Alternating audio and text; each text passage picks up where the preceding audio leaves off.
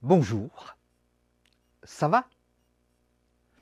Ça va, j'ai pas très bien dormi cette nuit, je ne sais pas pourquoi, peut-être que hier soir, j'ai mangé quelque chose qui n'était pas bon pour mon estomac. Mais enfin, ça va, on commence la journée comme ça. Et toi? Moi aussi, bon, à part le petit dernier qui nous empêche de dormir, c'est vraiment terrible.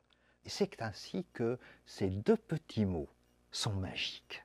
Les deux petits mots, ça va, on le dit tous les jours. On commence la journée ainsi. Cela signifie qu'on a besoin de quelque chose, et ce quelque chose, c'est de se raconter, de se dire à l'autre, et de recueillir des mots, des paroles qui viennent de l'autre. Et ces mots, ces paroles se croisent, et puis rebondissent vers quelqu'un d'autre. Et c'est le récit de quelqu'un d'autre qui se dit, qui se déroule, qui se rencontre, qui partage.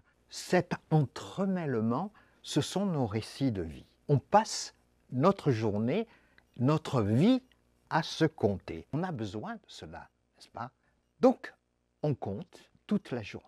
Et nous sommes tous des conteuses, tous des conteurs. Et c'est là que ça devient intéressant. Parce que l'entremêlement de ces contes, de ces récits de vie, nous conduisent à leur donner un sens. Parce qu'il ne suffit pas de raconter sa vie. Encore faut-il qu'elle ait un sens, un début, une fin, un horizon. Et ce sens, il faut le trouver. Alors on peut le trouver par soi-même, mais on peut le trouver aussi en entrecroisant d'autres récits. Par exemple, des contes merveilleux, des contes épiques. On a besoin de ces contes pour trouver un sens à nos propres récits.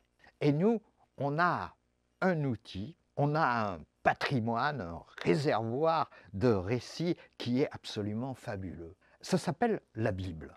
Et c'est là où ça devient intéressant de croiser nos récits de vie, eux-mêmes entremêlés, avec les récits que nous rapportent, qui nous sont offerts par la Bible. Parce que dans la Bible, on trouve toutes sortes de situations humaines. Ce sont aussi des récits de vie. Et c'est pour cela que l'on compte la Bible.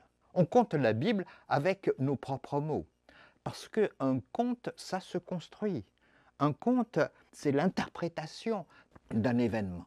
On ne lit pas directement dans la Bible, parce que soit ils sont trop longs, c'est par exemple le récit de Timothée, de Paul, d'Abraham, de Moïse, etc. Ce sont des récits dans lesquels il faut choisir des séquences. Et encore, la manière dont ils sont racontés dans la Bible, il nous faut aussi les retravailler. Pourquoi les retravailler? Parce qu'ils ont leur propre code, parce qu'ils ont leur propre fonctionnement, et qu'il nous faut adapter ces récits. On a aussi des récits extrêmement courts. L'histoire, par exemple, d'un marchand qui n'avait qu'une idée en tête, c'est d'acheter une perle rare. Et quand il a trouvé cette perle, eh bien, il a vendu tous ses biens pour acquérir cette perle précieuse. Cette histoire, elle tient une ligne dans le Nouveau Testament.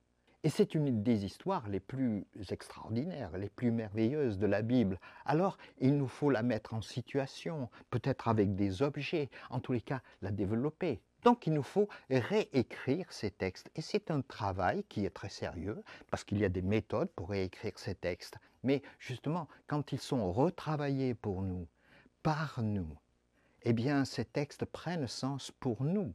Et alors, ils rencontrent, ils se croisent, ils s'entremêlent avec nos propres récits de vie. Et du coup, notre vie, elle devient un message, elle devient un sens qui nous est donné dans cette rencontre. Et c'est pour cela qu'on raconte la Bible.